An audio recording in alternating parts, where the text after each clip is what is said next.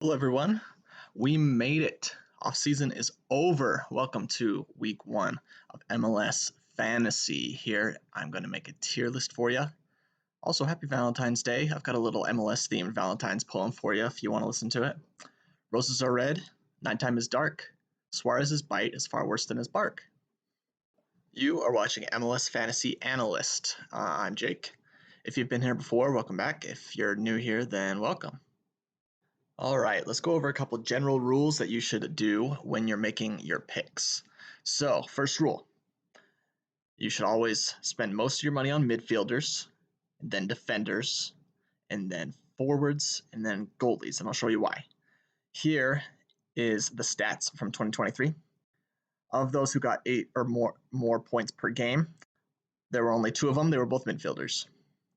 Of those who got 7 to 7.99, 4 midfielders, 2 forwards, 1 defender.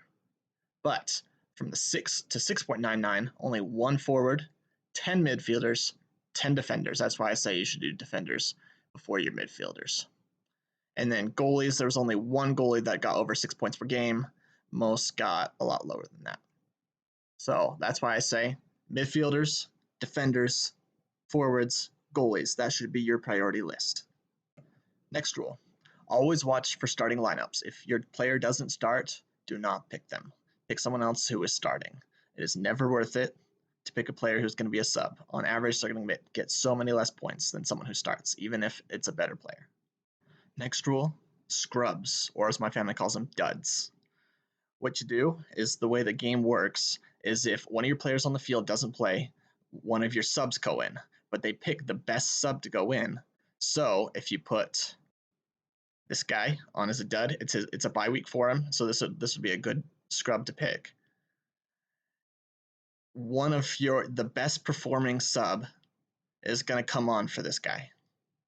So early on, you don't want to have too many duds, too many scrubs, because you're not going to earn as much money, and you need to get money early. But especially later on, 1 or 2 scrubs per game, you really ought to do it because that'll really help you get more points. And you should pick subs that are riskier picks generally because you want to get the people that you are certain are going to get tons of points on the field. And the riskier ones down here because they're not all going to go on there. So you can be more risky with your picks there. And another thing on scrubs, the goalie can't go on for a forward scrub, but a defender could go on for a forward scrub if there are enough forwards playing. You need to have at least 3 scoring forwards, 3 scoring defenders, 3 scoring midfielders, and 1 scoring forward. So you can do a 5-4-1, you can do a 4-4-2, you can do a 3-5-2, you can do a lot of different formations, but if you, for example, had this and you had one sub forward here, that forward would have to go on anyway, so there's no point in putting him on the sub bench. Does that make sense? My ideal formation is a 4-5-1 because that allows you to get the most midfielders on, and then defenders, and then forwards, and then goalie. I think that is the best way to get the most bang for your buck. However, sometimes the best picks aren't going to be in that formation, so do what you will with your formations. I pick different formations sometimes, but my favorite is the 4-5-1. I think that's where you can get the most bang for your buck. One problem with the 4-5-1 is you almost never want to dud a midfielder just because they have the most points. So generally, if you're doing 1 dud, you want 1 forward or maybe 1 defender. If you have 2 duds, you want probably a forward and a defender. But if you have a 4-5-1 and you have 1 dud forward, then this defender on the sub bench cannot go on for that forward because you need to have at least 1 forward playing. So it would just be essentially who plays better out of these 2 forwards would go on the field. If you can, always scrub someone who has a bye week because they have no chance of going on. Even if you scrub somebody who you think there's no chance of him getting on the field, it can happen sometimes. And so make sure to be watching the starting lineups so that you can see who's on the sub bench, and don't scrub anybody who's on the sub bench because it's possible they'll get on the field, even a goalie. So just try to save your butt. Sub someone who's on a bye week if you can. And almost always, if you can, try to do a sub that is, a dud that is 4 mil, because that's the cheapest you can go. Obviously, later on, when you have more money, you can do bigger duds. It doesn't matter as much anymore. But always be checking like season-ending injury lists, and bye weeks. Those are the big ones that you should be using for your duds. Next rule, always look for double game weeks. Double game weeks are huge because imagine if you have a player who averages 7.5 points per game, but they're only a single game week, and another player averages only 4 points per game, but they're a double game week. It is better to get that 4-point double game week because they're going to average 8 points during that week. So almost always pick as many double game week players as you can. This week, that is Inter Miami and Real Salt Lake. So you should be picking 3 from Inter Miami and 3 from RSL. Now we're finally to the tier list. So obviously not every player in the MLS is going to be on this tier list. I'm only picked about the 50 most relevant players. Because if I did every player in the MLS, that would be like a 10-hour stream. So I tended to pick players who play at home just because players who play at home tend to get a couple more points on average than players who play away. So these tend to be home game players, and these are the best players that I could find, and or the worst players I could find, because as you can see, there's the F tier. So how this tier list works, S tier is the best tier, and A, B, C, F is the worst. All right, let's start with the goalkeepers. So first off, we have Celentano from Cincinnati. They are playing Toronto. Need I say more? So I'm going to put him in S tier. I think he's going to do well this week. I think he's probably the best pick of all the goalies. Next, we have McMath and Calendar. I'm going to do them together. I'm going to put them both. You might be surprised by this, but I'm going to put them both in F tier. I'm going to put them both there just because they're both double game weeks. Goalkeepers don't get as many points as the rest of the positions, so you really should be focusing those 3. You can only do 3 picks per team, so you really should be focusing those picks on some better players than the goalies. So I wouldn't pick McMath and I wouldn't pick Calendar. They're both good goalies, but they're not good picks this week. Next, we have Clark. I think Clark is an A-tier goalie this week. He averages, or last season, he averaged 6.18 points per home game. And then the last 2 goalies, Willis and Blake. I am going to be putting them both in B tier. Blake had 5.6 points per game at home last year, and Willis had 5.31 points per game at home last year. And they're both playing at home this week, just like Clark and Celentano. Now we can move on to defenders, and we will start with Andrew Brody. His double game week, he averaged 4.67 points away last year, and RSL have 2 away games. So if you're doing the math, that's a little over 9 points he might get this week if he gets his average. But he has a little more money than he's worth, I think. So I'm going to put him in C tier. First entrant in C tier so far. And while we're doing RSL defenders, let's go ahead and do Justin Glad. I'm putting Glad in A tier because Glad got 5.44 points away on average last year, so that's about almost 11 points if he gets his average this week. So I'm putting in A tier, and he's actually pretty cheap compared to some of these other defenders, so I think he's a pretty good pick this week, especially with the double game week. Now let's move on to the other team with a double game week this week. Inter Miami. Let's start with Julian Gressel. Gressel, I am putting in S tier. Gressel got 5.76 points per game last year, so double game week, that's over 11 points. Doing really great. And a defender who's actually probably going to play midfielder, yes, please. Then with the other 2 Inter Miami defenders, we got Aviles and Alba. I'm putting them both in A tier. Alba averaged 5 points a game last year, while Aviles averaged 4.4 points a game. If I can get him over there. Alba actually isn't too expensive, and Aviles is very cheap for his skill level. So I think those 2 would both be great picks this week.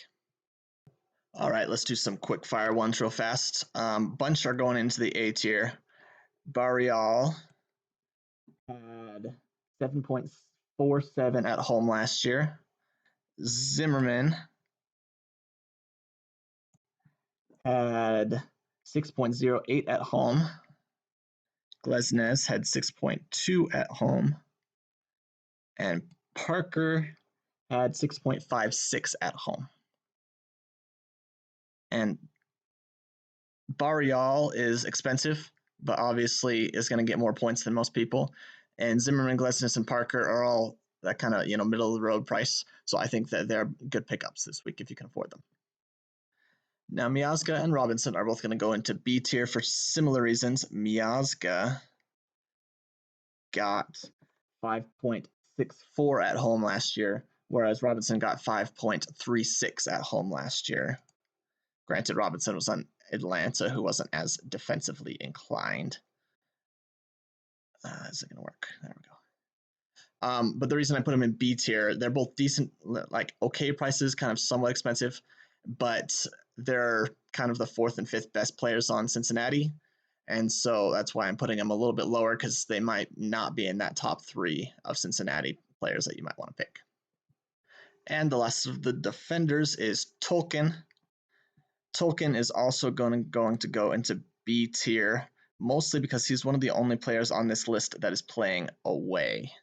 But he averages 6.27 away, but they are playing Nashville, who is fairly good defensively usually. All right, let's move on to midfielders. First, let's put a couple into F tier. We've got Cramashi, Carlos Andres Gomez, and Alan Velasco. These three are all going into F tier mainly because they are too expensive for how good they actually are. For example, Cramashi averaged 3.11 points last year, so don't waste your Miami pick on him.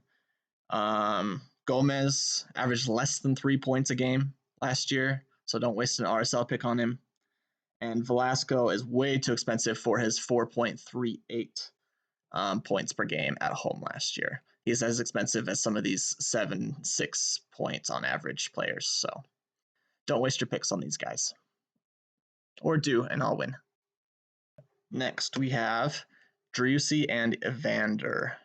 I'm going to put both of these guys in C tier, just because there's just better midfielder options out there than these guys. They're a little too expensive for their averages. Driussi got 6 on average at home, and Evander got 6.47 on average at home. And there are just better midfielders out there than these guys for the same price. Now, the last midfielder in C tier is Reynoso. Reynoso is away and only averaged 4.88 points away last year, but it's Reynoso. So if he shows up like he shows up to preseason camp, then he probably isn't going to do well, but you never know. He could always show up and just be the best player on the field. I mean, he probably will be the best player on the field, but who knows if he'll get the points or not. Now for a couple S tier candidates, we've got Pablo Ruiz and Sergio Busquets. These guys, if they play their cards right and hit their averages, will both get about 11 points between their. Pablo Ruiz has 2 away games, but averaged about 5.43 points per game away last year. And Pablo Ruiz, there's a slight worry. He has been playing preseason games, but he was out for the last half of the season last year. So watch your starting lineups. But these two are probably going to be very good picks, especially because of their double game weeks. Now, the best pick, best single game week pick this week is probably Lucho Costa. He is going to go in S tier. He averages last season he averaged 9.13 points per game at home, and they're playing Toronto. So I think that he's going to have a good week this week. If you're not going to captain Ruiz or Busquets or Gressel, Acosta might be a good one to captain if you were going for a single game week 1. A couple more S tier midfielder picks. You've got Lewin, who averaged 8.93 at home and is pretty cheap for that good of an average. And then you've got Hector Herrera, who averaged 8.53. Sorry, Lewin was 8.93. Hector Herrera is 8.53 at home. But Hector Herrera is one of the most consistent performers in the MLS amongst these top tier average players. He had one of the lowest standard deviations, meaning that his variation in points wasn't very big. He wasn't getting like 20 points and then 1 point. He was consistently getting between like 5 and 10 points. So I think he is a good pick, especially if you want some consistency. And just a quick side note, sorry if I don't pronounce things right. I could say Hector Herrera, but I don't know, sometimes it's just easier to say Hector Herrera. So if I don't pronounce things the way that you want me to pronounce them, then I apologize. Next, you've got Mota, who averaged 4.5 points a game, which isn't very much, but if you count his double game week, if he starts, that's a 9-point double game week. There's not many single game week players that are going to get 9 points, so Mota might be a good pick. And Mota is pretty cheap, just like this next guy, Diego Luna. Diego Luna had a pretty low average last year, but the average is pretty misleading because he didn't start a lot of games, and this year he's almost definitely going to start. And he got 6.56 points per 90 last year. So if he can keep up with that amount of performance, then I think he's going to have a good game and hopefully a good year. I'm an RSL fan, so I'm hoping for Luna to have a good year. Next, we have Mukhtar, who averaged 8.19 points at home last year, but he's going to go in the A tier because he's pretty expensive, and there's just a couple of these players that are just a little bit better than him as far as picks, but still, great pick. Next, we have Matthew Schwanier. He averaged 5.8 at home last year, and for only 5.5 mil, this guy's a steal. So if you're looking for somebody who's a little cheaper who can still get you 5 to 6 points or more if they have a good game, then Schwanier is your man. Next, we have Gregory, however you say it. He averaged 4.2 points a game last year. So on a double game week, that's pretty good, but not quite at the top tier echelon of some of these other players that even on single game weeks can get more than that. Next, we have a couple players that are expensive and away. We've got Almada, who got 6.67 points per game last season away, and Carles Gil, who got 6.93 points away. But they're both quite expensive, so maybe not the best picks to pick this week, although usually at home these guys are must picks. Now, Ricky Puig and Gazdag are both somewhat expensive for players who there's just probably better picks than them. Puig averaged, they're both at home, but Puig averaged 7.47 at home, and Gazdag averaged 7.13 at home. So I just don't think they're the best picks at this price point. Now, the last two are a couple options that are a little bit cheaper. Torres got 7 points at home last year on average, and Aiden Morris got 6.86 points. Let me make sure that's right. 6.86 points at home on average last year. They're both at home this week, so they're a little bit cheaper, but not quite the high point scores of some of these other guys. But if you need to get some cheaper picks, which you'll need to this first week, these guys might be good pickups. And just by the way, if you're wondering where I'm getting these stats, I spent dozens of hours last year just tracking all sorts of stats, getting the home and away averages. I made a video yesterday about this spreadsheet that I made. So if you're wondering where I'm getting all the stats, that's where I'm getting them. Now that we're done with the midfielders, we'll move on to the forwards. I usually say that you shouldn't spend big money on your forwards, that you should spend it on your midfielders than your defenders, but there are two exceptions to that rule. That they are Cucho and Bouanga. These guys are just far and away much better than almost any other forward in the league. As far as points go, Cucho averaged 8.71 points at home, and Bouanga averaged 8.94 points at home. So these guys are just throwing up big numbers for forwards. They did last year, and I'm assuming they will again this year. Now, a couple of A-tier forwards. We've got Arango and Jesus Ferreira. Arango averaged 7.25 points per game away with kind of a low sample size, but and he's a bit on the expensive side, so that's why he's not in the S tier. But still, he's probably a good pick, especially for a double game week. And then you've got Ferreira, who got 7 points at home last year, so he'll be a good pick for you. Then you've got Benteke, who got 6.67 points per game at home, so he's going to go on B tier. And then we've got our last two players who were midfielders last year and are going to be forwards this year. Lionel Messi, I'm sure you've been waiting, is only going to go into B tier. He's only going into B tier because he only averaged 4.33 points a game last year, but he's likely going to do well. But is it enough to splash 10 million on him in fantasy? I think it's a risk, but I'm sure he's going to do well at some point. I just don't know if he's going to play 90. I don't know how healthy he's going to be, so that's why I put him in B tier. And then Rossi is in C tier because he's very expensive for only averaging 4.75 points a game at home last year. But again, that's a small sample size, and Rossi will probably pick up and do a little bit better this year. But at least for the stats I have, he's going to be a C tier pick this week. And lastly, I'm grouping together all new players to the league, and I'm going to put them collectively in B tier, just because it's hard to know how players are going to do in their first year in the league. So they're going to be riskier picks, probably good picks for your subs, at least for a little while until we got some stats on them. But it'll be really interesting to see how well each of them does. But that's where I'm putting all the new players this year. Well, that's my tier list. This is by no means a comprehensive list. This is obviously only a small portion of MLS players. But let me know if I missed anything. Let me know if I put players in the wrong category.